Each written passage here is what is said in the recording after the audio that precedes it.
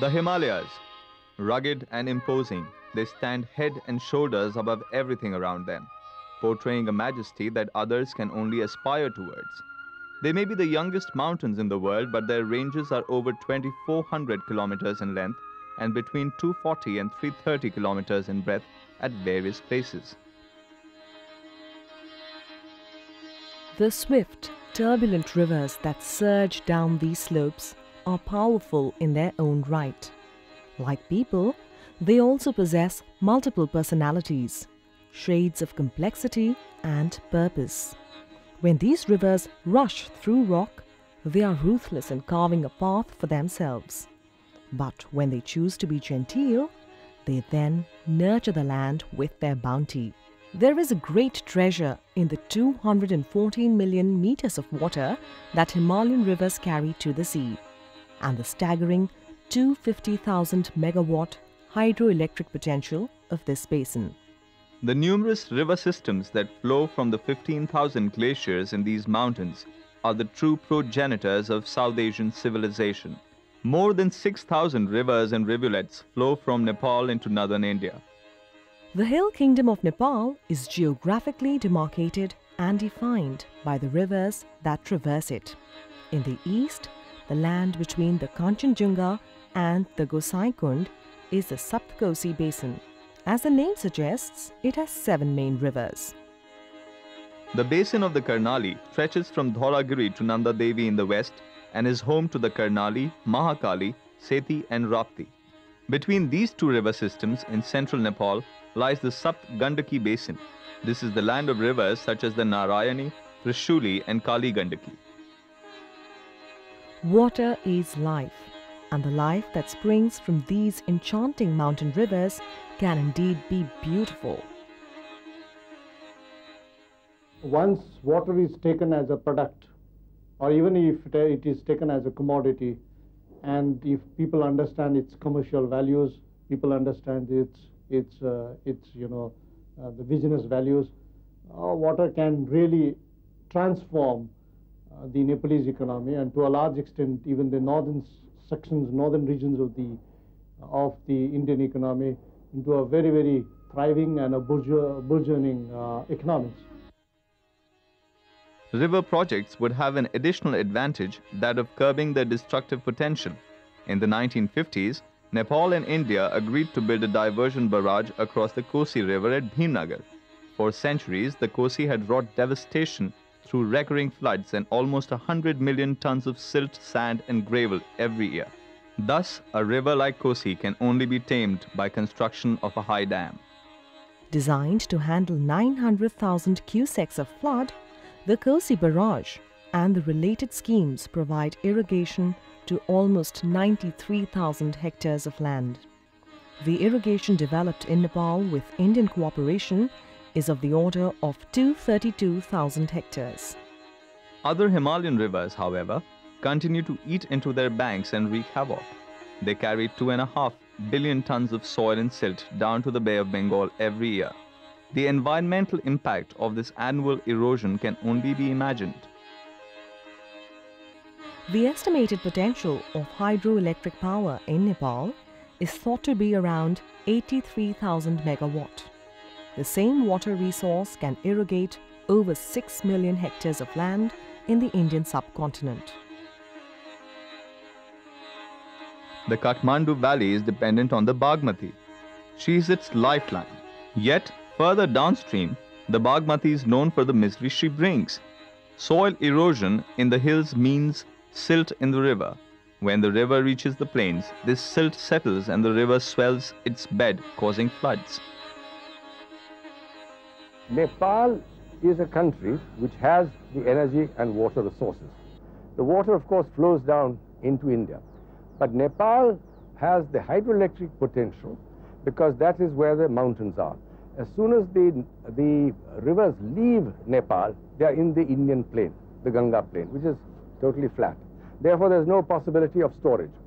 So for all these decades, there has been no major storage project. The unregulated flow of the Himalayan rivers becomes a problem when they descend into the Gangetic Plain in northern India.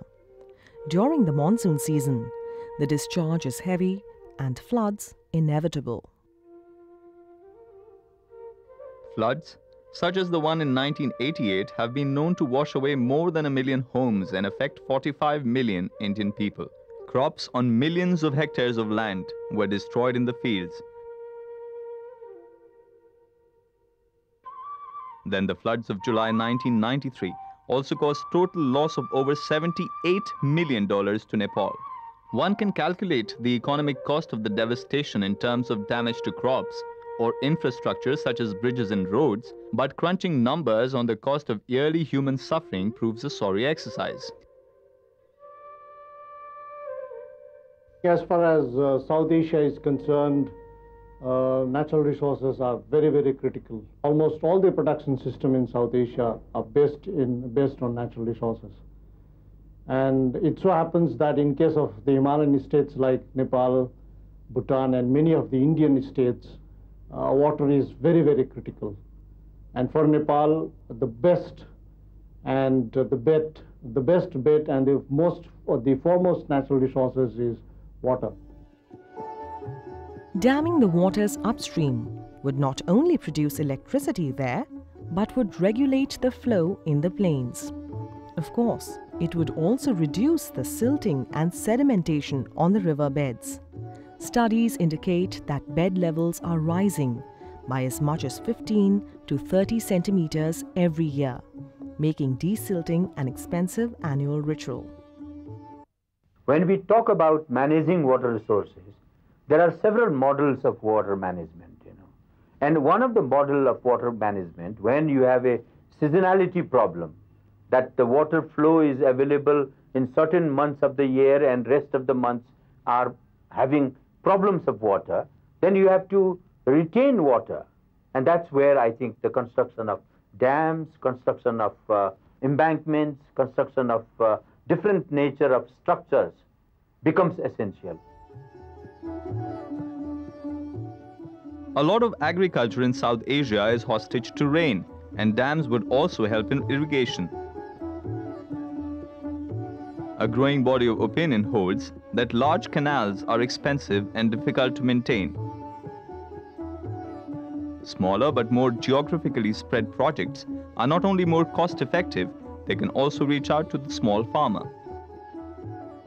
A barrage has been built across the Narayani River, which is known as the Gandak when it flows into India.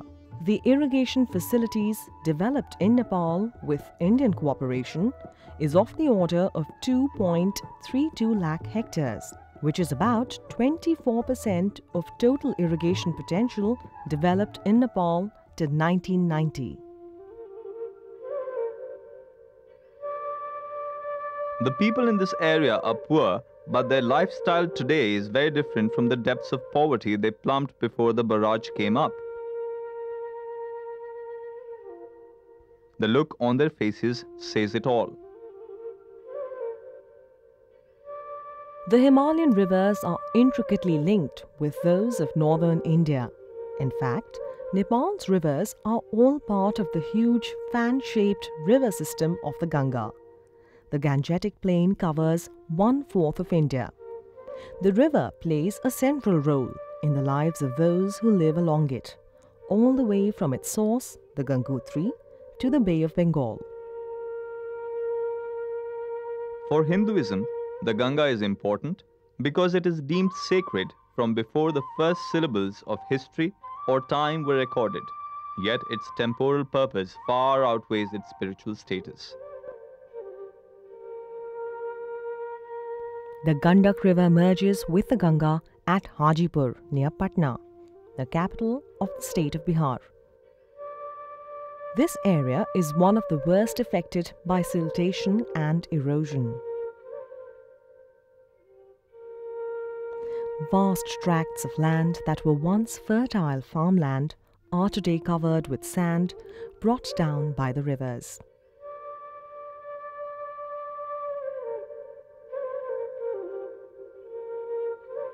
Amidst their annual misery, the people display an indomitable spirit as they get on with their lives. birth and death, marriages and ceremonies. The South Asian region, home to millions, is awash in water resources, which are amongst the most precious bounties of nature. However, this area remains the largest single concentration of the poor in the world.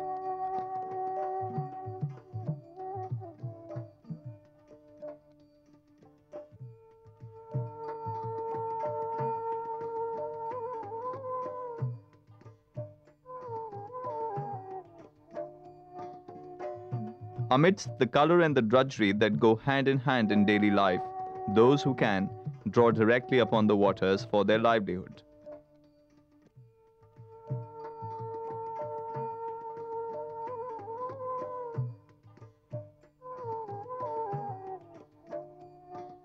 In the plains, as the rivers slow their pace, life seems to follow suit and become more leisurely.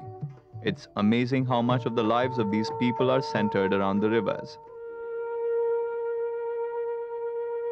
The three great river systems of the Kosi, the Gandaki and the Karnali, along with the Mahakali, account for nearly 90% of the Nepal's surface water resource.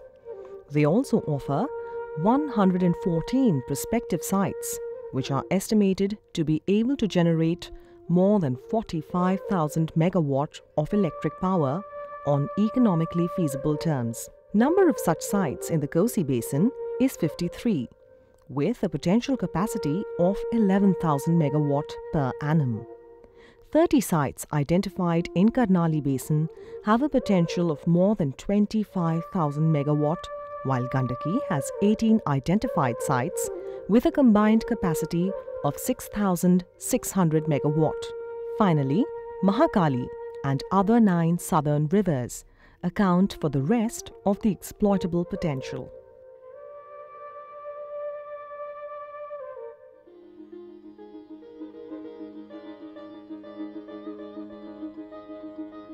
Nepal presently has a total installed capacity of only about 573 megawatts.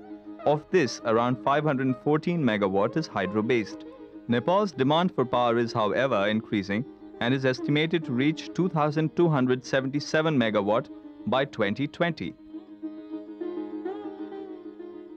Modern Nepal depends on hydroelectric projects such as the one at Nuwakot in the Trishuli River, which India handed to Nepal in 1969 on a turnkey basis. The 21 megawatt Trishuli project was undertaken to provide much needed power to Kathmandu. The 1 megawatt Feva project was built in 1968 on the Seti River that powers Pokhara in central Nepal. Meanwhile, the biggest ever 144 megawatt Kali Gandaki hydel power project has started its commercial production in April 2002. Located in Beltari, the plant is connected to the national grid through transmission lines to Butwal. These are all small and medium hydroelectric projects. There are no large power projects in the country. There is a continuing debate in developmental circles in Nepal over the relative pros and cons of small and big projects. Each side has its own arguments to bolster its case.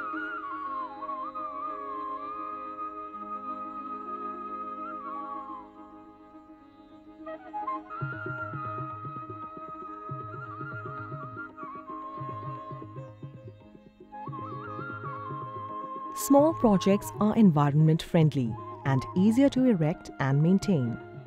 Large projects need more careful planning, but the benefits in terms of the power they provide and the spin-off in terms of economic opportunities would be radically transforming.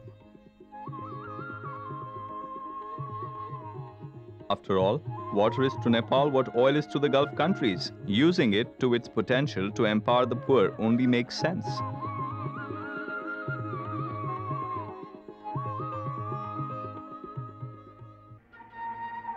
In the eastern Himalayas lies the land of the thunder dragon, Bhutan. This small Buddhist kingdom is a living example of how initiative and well thought out projects can radically change the present and engender a promising future. Bhutan is estimated to have a hydroelectric potential of about 30,000 megawatts. It has made a small beginning in tapping it, but with a clear sense of purpose and a strategy based in common sense. The government is determined to preserve the balance between economic development on the one hand and the country's cultural heritage and pristine environment on the other. The 336 megawatt Chukha hydroelectric project was Bhutan's first major power project. It is located close to the confluence of the two rivers.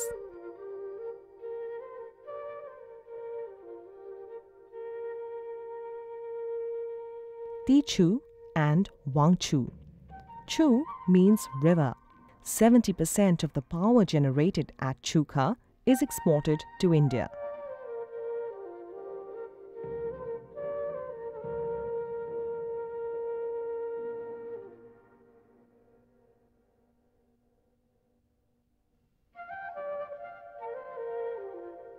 The role that Chukha plays in the modernization of Bhutan can be gauged from the fact that power generation constitutes 1/10 of its gross domestic product and some 40% of government revenues come from power.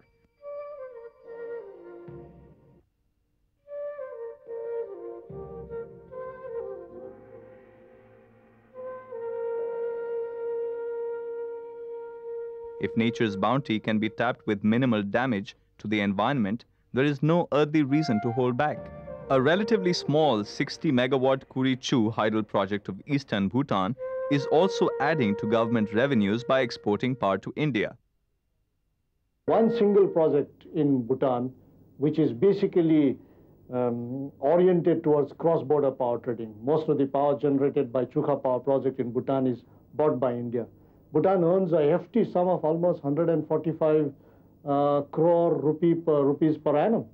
And that has brought about a massive transformations in the resource mobilizations in Bhutan.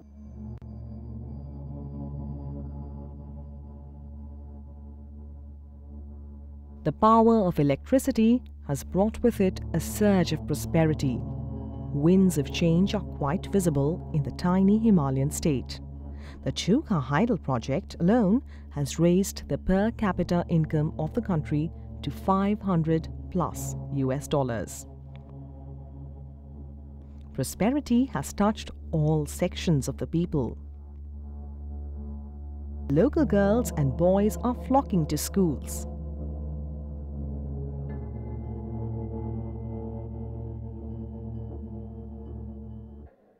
Several new commercial complexes are coming up, even as houses get a new coat of color.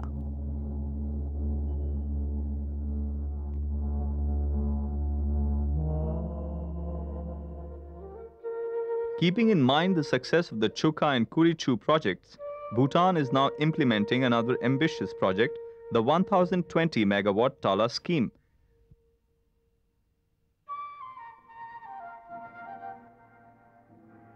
The Tala project will tap the Wangchu cascade and is scheduled to be operational in the year 2006.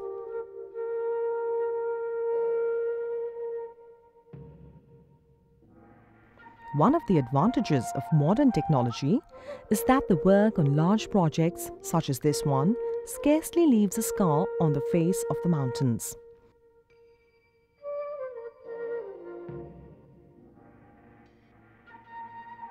Bhutan has focused on run-of-the-river schemes, which do not require large storage dams.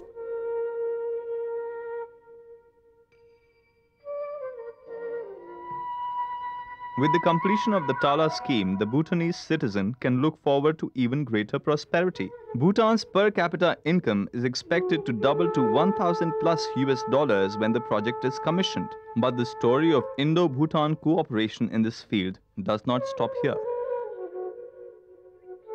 The 870 megawatt Punath Sangchu has been identified as the next hydel power project for implementation. An MOU for undertaking the DPR has been signed by the King of Bhutan in September 2003. Commissioning of all these projects will register a progressive increase in Bhutan's resource mobilization. The reservoirs associated with power projects could also help to rejuvenate rivers. Most Himalayan rivers are perennial, but one does come across the occasional dry riverbed. If all goes well and to plan, this patch could take on an entirely different look a few years from now.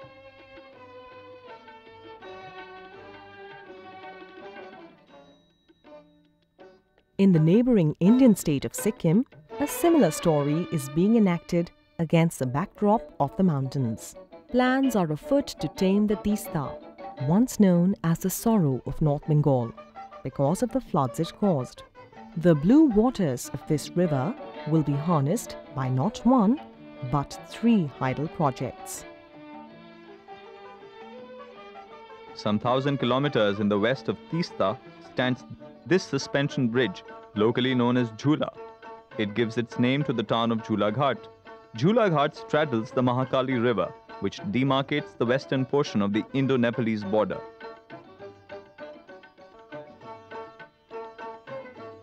This is an impoverished area, but things will look up with the construction of a dam nearby.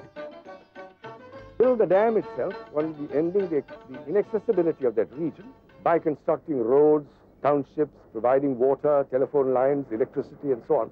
So the whole of western Nepal and Pithoragarh, which are backward because of their inaccessibility, will no longer be inaccessible because of the dam. That will then open up possibilities for development, plantations, orchards, forestry, biodiversity, and the tourist trade. The Mahakali, a great Himalayan river, originates on the slopes of Mount Api, the highest peak in western Nepal. The Mahakali is known as the Sharada when it enters India at the Banbasa Plains in Uttaranchal. Nepal and India are signatories to a treaty for the utilization of the waters of the Mahakali, including a dam at Pancheshwar in the Kumaon region. This project is one among many opposed by the environmental activists.